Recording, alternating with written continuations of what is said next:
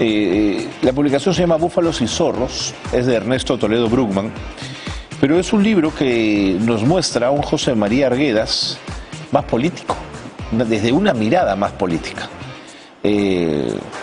Su acercamiento y los desencuentros ideológicos y político-partidarios está como parte del título. Ernesto Toledo está con nosotros y con él vamos a conversar de esta obra y de Arguedas, por supuesto. Ernesto, bienvenido. Noches. Muy buenas, ¿no? Qué gusto tenerte aquí. Gracias por acompañarnos. Muchísimas gracias a ustedes. Sí. ¿Por qué quisiste revisar el mundo de Arguedas y ese mundo político, Ernesto? Bueno, es que en realidad nos han vendido siempre un Arguedas endulcorado, pasivo, atormentado. Y lo que busco en esta investigación, que ya lleva varios años, es encontrar un Arguedas que reacciona desde niño, que asume una ideología, una postura política, una militancia política. Este libro nace a raíz de un desafío que me dio Rodrigo Montoya en algún momento, que haga un trabajo sobre Arguedas y el APRA. Esos desencuentros eran terribles, sobre todo con Luis Alberto Sánchez. Entonces fue extendiendo el trabajo sobre Arguedas y el Partido Comunista, Arguedas y el movimiento y el velasquismo, el movimiento social progresista, el velaundismo, es decir, todas las corrientes ideológicas y políticas que le tocó vivir a Arguedas, pero que sobre todo asumió una postura, ¿no? Cuéntame de esos momentos importantes de su vida política que tú marcarías como hitos, Ernesto. Bueno, si no fuera por la derrama magisterial justamente que ayudó a la publicación de las obras antropológicas, no nos hubiéramos dado cuenta de los escritos infantiles de Arguedas, juveniles, de adolescente, sobre todo en Huancayo, en Santa Isabel, cuando estudiaba, y escribe un artículo que se llama Nuestra raza será grande. Ahí Arguedas desde un inicio marca una postura antiimperialista y sobre todo de indoamericano. Ligada al APRA. O al pensamiento de Aya. Al pensamiento, bueno, menciona a Aya de la Torre, menciona a José Carlos Mariátegui, a Sandino, justamente, pero es un APRA no partido. Sandino, la figura nicaragüense que luego fue heredada por los sandinistas. Sí, efectivamente. Y con sus lecturas de la revista Mauta, que él tenía desde Huancayo. Entonces, esta primera etapa. Luego, ahí escribo también al Arguedas militante del Partido Comunista, en 1938, cuando publica en el periódico como órgano oficial del partido en ese momento, Osi Martillo. ¿Qué líder del Partido Comunista? ¿Jorge del Prado en ese momento? No. En el 38 era Acosta, si no me equivoco. Entonces, bueno, esta etapa, luego su profundo antifascismo, que lo lleva a la cárcel justamente. Entiendo. ¿No? Ahí, bueno... Ubícanos en años, Ernesto, yo me puedo perder un poco. 1938, su matrimonio 1939 en Sicuani, con Celia Bustamante, que digamos la conoció porque ella pertenecía a Socorro Rojo, un organismo de apoyo a los presos políticos, entre comillas. Entonces, bueno, aquí analizo estas etapas. El Arguedas, que asume una militancia que se excepciona del comunismo, pero que sin embargo, desde su primera obra, desde Agua, por ejemplo, podemos encontrar una relación entre el sistema feudal en esa época y la lucha de clases. La lucha de clases se manifiesta en la obra de Arguedas, en prácticamente toda la obra. En toda, pero desde sus primeros escritos. Es decir... Pero la lucha de clases como el concepto marxista de la lucha de clases, o la lucha de clases por una sensación social, emotiva, frente a la pobreza. Eso último también es cierto, ¿no? Frente a la pobreza, ¿no? Pero, digamos, influenciado por las lecturas marxistas.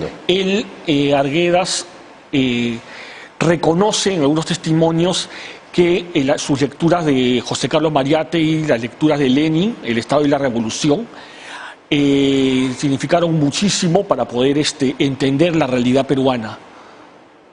Eso es algo que no se puede negar, ¿no? ¿Llega en algún momento a decepcionarse del comunismo? De pronto las referencias que venían de la Unión Soviética, ¿o no ocurre ese desencanto? Bueno, hay unos testimonios de él posteriores que dice que yo no milito en un partido comunista, ¿no? Pero porque está hablando del presente en ese momento, ¿no? Él militó en algún momento, se decepciona. Hay algunas teorías de cómo se decepciona, ¿no? Una de ellas era porque no le permitieron la llegada de unos danzantes de tijeras, no le permitieron salir a festejar con ellos, porque los comunistas no festejaban, no se podía festejar en ese momento, porque hasta que triunfe la revolución. Claro. Digamos algo tan ortodoxo en este momento, que él no lo entendió así. Se desencantó, pero siempre mantuvo un vínculo con la izquierda, en realidad, ¿no? Ok. Pero cuando hablas de vínculos con el Partido Comunista, ¿vínculos de militancia activa, comunista de carnet, digamos, Ernesto? No era carnetizado, no se conoce una carnetización de Arguedas, pero el propio hermano de Arguedas, Arístides, reconoce que él, estando preso, incluso cotizaba al Partido Comunista. Sí. Y él tuvo en algún momento algunos amoríos con la viuda de un militante comunista en un momento. Sí había una militancia evidente del Partido Comunista, ¿no? ¿Sus desencuentros con Luis Alberto Sánchez son por estos asuntos? No. Bueno, al inicio investigo ahí, encuentro una carta de Aya de la Torre a Luis Alberto Sánchez, que diciéndole algo así como, no estando él en San Marcos, ¿no? San Marcos, que le ponga el ojo a José María Arguedas porque era un comunistoide ahí. Y un enfrentamiento siempre con Luis Alberto Sánchez, ¿no? Que habla de que eso se manifiesta ya después cuando leemos el Sexto.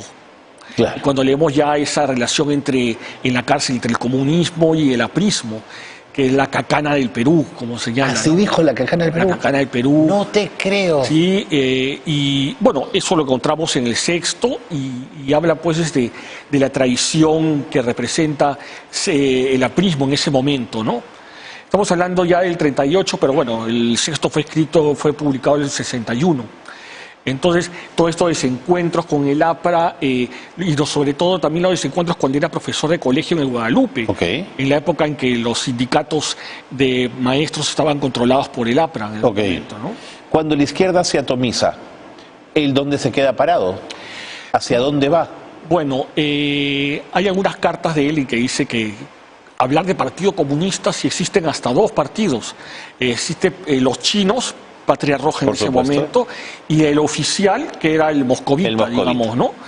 Él no en ninguno de ellos, porque finalmente él tiene más vínculos con el movimiento social progresista y termina con... ¿Y Vanguardia? Con Vanguardia, justamente, ya en sus últimos años en la Universidad Agraria, etcétera, ¿no?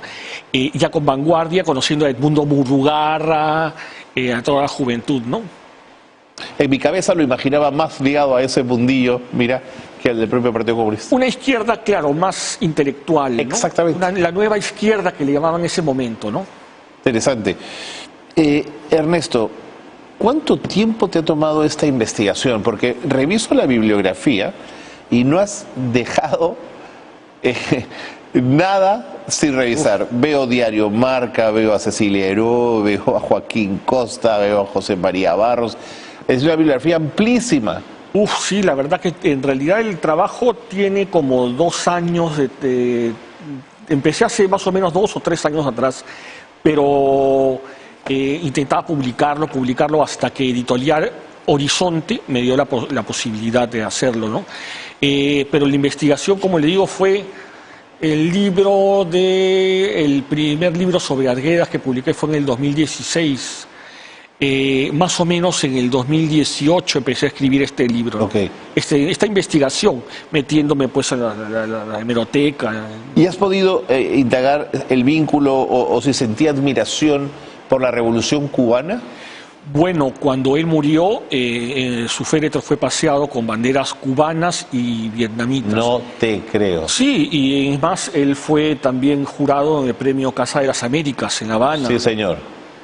Y tuvo también, bueno, un acercamiento con Hugo Blanco. Con Hugo Blanco. Sí, sí.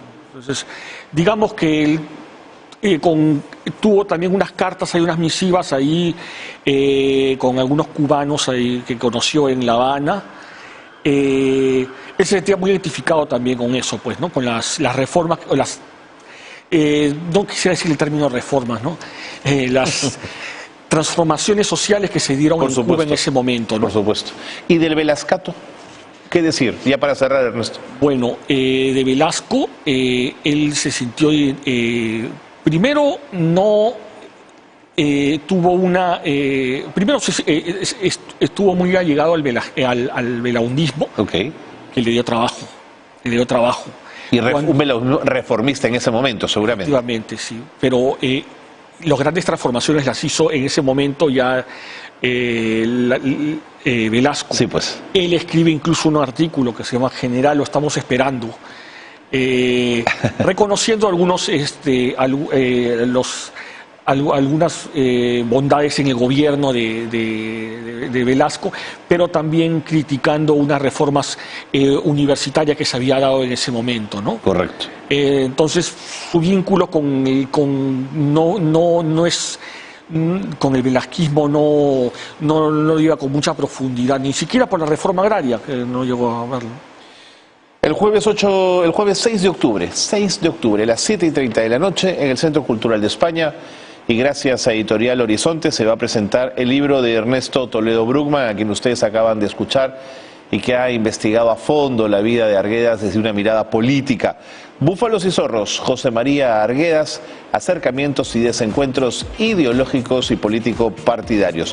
Recuerden, en el Centro Cultural de España, Natalio Sánchez 181, jueves 6 de octubre a las 7:30 de la noche. Va a estar Carmen María Pinilla, Edmundo Murrugarra y Augusto Lozano para comentar la publicación. Ernesto, muchas gracias. No, muchas gracias a usted Ha sido un gusto tenerte en el programa. Muchísimas gracias a usted por la posibilidad. Con la obra de Ernesto Toledo Bruckmann nos vamos a la pausa. Venimos para despedirnos.